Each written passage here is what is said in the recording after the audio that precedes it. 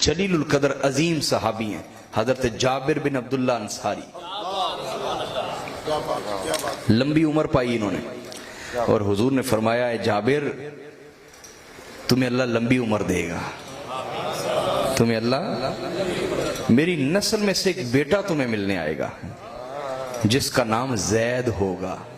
और जिनकी अभी बात सुनाई इमाम अबू हनीफा के मुर्शिद इमाम ज़ैनुल आबिदीन के बेटे कहा अल्लाह तुम्हें लंबी उम्र देगा, तो मेरी औलाद में से एक बेटा तुम्हें मिलने के लिए आएगा जिसका नाम जैद होगा।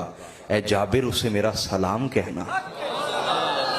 हाय हाय हाय, मेरे बेटे को मेरा सलाम कहना। हजरत जाबिर बिन अब्दुल्ला अंसारी, तवज्जो कीजिएगा पत्तों की वालों, अगर आप अकीदत से बैठे हुए तो आज के बाद आपकी सोच में वो मयार पैदा हो जाएगा, आप कभी कमजोर नहीं पड़ेंगे। हजरत जाबिर बिन अब्दुल्ला अंसारी उस वक्त वडेरे, बड़ी उम्र हो गई थी, वडेरे हो चुके थे, 100 साल से ज्यादा उम्र थी, आंखों की जाहरी बिनाई चली गई थी, इतनी बुजुर्गी हो गई ना, बड़ी उम्र थी और बीमार रहते थे।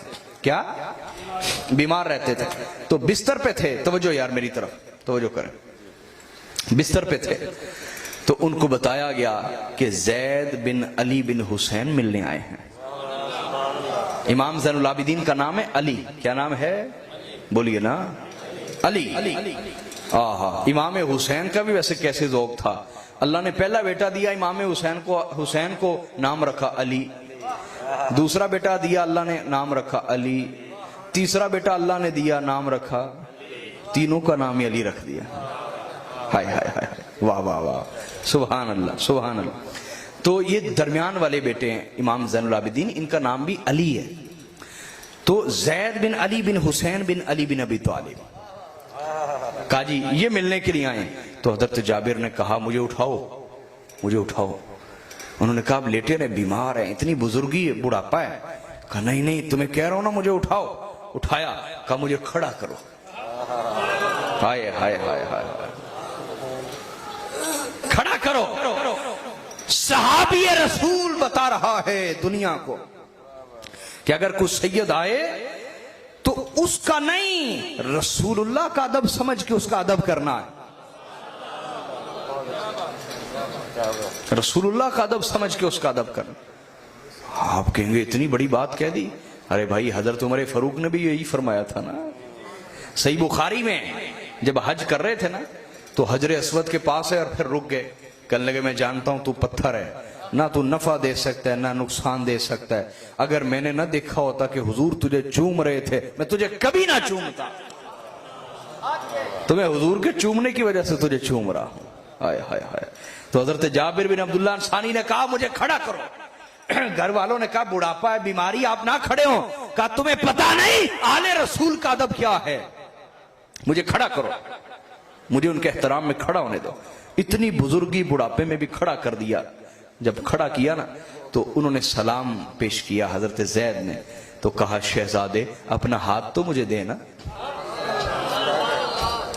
उनका हाथ पकड़ लिया और चूमने लगे तो इमाम जैद ने हाथ खींचा कि आप हमारे बुजुर्ग हैं, रसूलुल्लाह के बुजुर्ग सहाबी, ऐसे मत करें, मुझे गुनाहगार ना करें। कहा नहीं नहीं हमारा अदब ऐसे पूरा नहीं होगा, हमारा अदब ऐसे पूरा नहीं होगा। हाथ पकड़े रखा और चूम लिया, और चूम के फिर आंखों में आंसू आ गए। कहा हुजूर ने सच फरमाया था, मेरा एक बेटा तुझे मिलने आएगा जिसका नाम जैद होगा, उसे मेरा सलाम कहना। ए जैद आपके नाना का सलाम आपको पहुंचाता हूं। पतों की वालो, हम आले रसूल के दुश्मन ईसाई नहीं होते, यहूदी नहीं होते, सिख नहीं होते, हिंदू नहीं होते, वो तो हमसे दम करवाने आते हैं। समझ आइए नहीं है। बड़े दुख की और कलेजा जला देने वाली बात यह है कि जब भी कोई सैयद की मुखालफत कर रहा होगा वो कोई कलमा पढ़ने वाला कर रहा होगा। क्यों यार ऐसा, क्यों यार, हम कैसे वफादार हैं नबी के, क्यों हम ऐसा करते हैं हर दौर में, आज भी कर रहे हैं। आज जो सैयद दीन का काम कर रहा है उसको कहते हैं ये मुसलमान ही नहीं है। इसको हुजूर की निस्बत ने काम नहीं आना। गो हुजूर की निस्बतों का फैज आप बांटते हैं। हया करनी चाहिए। इमाम जैद कितनी शानों वाला इमाम है यार, कितनी शानों वाला सैयद है, लेकिन हमने उनके साथ किया क्या? इस उम्मत ने किया क्या? इमाम जैद, उनके हाथ पर जब बैत होगी, बैत खिलाफत, 40,000 लोगों ने बैत की, तो जब वो हिशाम बिन अब्दुल मलिक के खिलाफ निकले ना, जंग शुरू होने लगी क्या, तो उनके लश्कर से कई सरदार निकल के आ गए। वो सरदार क्या कमीने थे। उन्होंने कहा, जैद तुम अबू बकर उमर के बारे क्या कहते हो? आपने फरमाया, तुम्हें मेरा अकीदा जांचना था, बैत करने से पहले देखना था। हाँ जी, आप बैत कर चुके हो, जंग के मैदान में लड़ाई होने लगी, अब मेरा अकीदा जानना चाहते हो। कहा, नहीं, आप बताएं, आप अबू बकर उमर के बारे क्या कहते हैं? आपने फरमाया, हम उनके हक में खैर के सिवा कुछ नहीं कहते। हम उनके हक में खैर की बात करते हैं, अदब की बात करते हैं, एहतराम की बात करते हैं। उन्होंने कहा, जैद गुमराह हो गया, और इमाम जैद की बैत को तोड़ दिया, और 40,000 में से सिर्फ 313 लोग इमाम जैद के साथ रह गए। उस वक्त इमाम जैद ने एक तारीखी जुमला बोला था, रफ़तुमून व अंतुम राफिदून, तुमने हमें ऐन जरूरत के वक्त छोड़ा है, और तुम ऐन जरूरत के वक्त छोड़ने वाले लोग हो। तुम ऐन जरूरत के वक्त छोड़ने वाले लोग हो।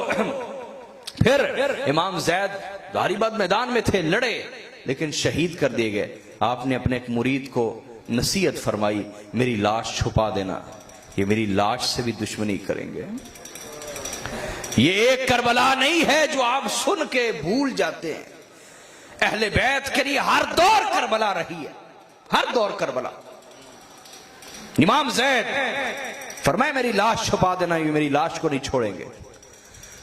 तो हिशाम बिन अब्दुल मलिक ने कुछ लोगों को पैसे से खरीदा और जाना कि आपकी लाश मुबारक को कहां दफन किया गया। वो लाश निकलवाई, सर काट के दिमश्क ले गया, और आपका जिस्म मुबारक, उसके कपड़े उतार के उसको नंगा कर दिया, बरहना, और आपकी लाश मुबारक को सूली पे लटका दिया। कोई लाशों से भी दुश्मनी करता? ये कलमा पढ़ने वालों ने अपनी नबी की औलाद से ऐसी भी दुश्मनियां की हैं। तारीख गवाह है, सर काट के नेज़े पर चढ़ाना ये कभी किसी का रवाज नहीं रहा, कभी किसी का रवाज नहीं रहा। एक तरफ कलमे जारी रहे, नमाजें जारी रहीं, तकबीरें जारी रही। इकबाल ने कहा, क्या तमाशा हुआ इस्लाम की तकदीर के साथ कि कत्ले हुसैन भी हुआ नारे तकबीर के साथ। तो इमाम जैद, उनका लाशा सूली पर रात के वक्त लटका दिया गया, सूली पर। और फिर अल्लाह की शान ये थी, रातों रात मकड़ियां आई, उन्होंने आपकी सितर को ढांक दिया जाले के साथ। जब सुबह हुई तो आपका बदन मुबारक बाकी नंगा था, और सितर की जगह नाफ से यहां तक जाले से ढका हुआ था। हाजरीन, पत्तों की वालों, इमाम जैद को सूली पे लटकाया गया। लाश मुबारक कोई 2 दिन सूली पे नहीं रही, 4 दिन नहीं रही, 4 हफ्ते नहीं रही, 4 महीने नहीं रही, 4 साल इमाम जैद की लाश सूली पे रही है। कलमे भी जारी रहे, नमाजें भी जारी रही। हम कैसे लोग हैं यार, क्यों हम बदलते नहीं? हमें अपना दौर बदलना चाहिए। आपकी करबला आपका दौर है, आपकी करबला आपका दौर है, आपकी करबला आपका दौर है। अपने दौर में देखें, जो सैयद हिदायत का काम कर रहा है उसकी हिमायत करें। आपकी करबला आपका दौर है। इमाम जैद की लाश मुबारक 4 साल तक सूली पे रही। बिलाखिर 4 साल के बाद मेरे आका उस दौर के तमाम बड़े बड़े उलमा की ख्वाब में रसूलुल्लाह तशरीफ लाए, और सब ने बैक वक्त उस रात ख्वाब देखा कि हुजूर ने इमाम जैद की लाश को ऐसे चिमटाया हुआ है अपने साथ, उनको बाहों में लिया हुआ है, और लाश के साथ यूं लिपट के रो रहे और कह रहे हैं, तुम मेरी औलादों के साथ ऐसा सलूक करते, तुम मेरी औलादों के साथ ऐसा सलूक करते। बिलाखिर लोगों ने इनकिलाब बर्पा किया कि हाँ, इमाम जैद की लाश को उतारा जाए। वो लाश तो उतारी ले गई, उतारी गई लेकिन एहतरामन दफनाई न गई, उसको भी जला दिया गया। तो हाजरीन, मैं आपसे ये कहना चाहता हूं कि आइए अपना अकीदा दुरुस्त कीजिए, अपने अंदर एक मियार फिट कर लें दिमाग में, अपने अंदर, अपनी औलादों के अंदर, कि जो अहले बैत का वफादार है हम उसके वफादार हैं, और जो इनका वफादार नहीं हमारा उससे कोई लेना देना। बल्कि एक मेरा जुमला याद रखें, जो अहले बैत को नहीं मानता उसका सुन्नी शिया होना मामला तो बड़ी दूर, सुन्नी शिया होना मामला कहां रहा। जो अहले बैत को नहीं मानता वो सुन्नी शिया तो क्या, वो मुसलमान ही नहीं है। वो बोलिए, वो मुसलमान ही नहीं है जो अहले बैत को नहीं मानता। ये अपना अकीदा कायम करें, क्यों भी आज के बाद कायम रहेगा। तो हमने अहले बैत से जुड़ना है, उनका जिक्र भी करना है, उनका इश्क भी दिलों में उतारना है, अपनी नस्लों में उतारना है, उनकी तालीम पे भी अमल करना है। क्या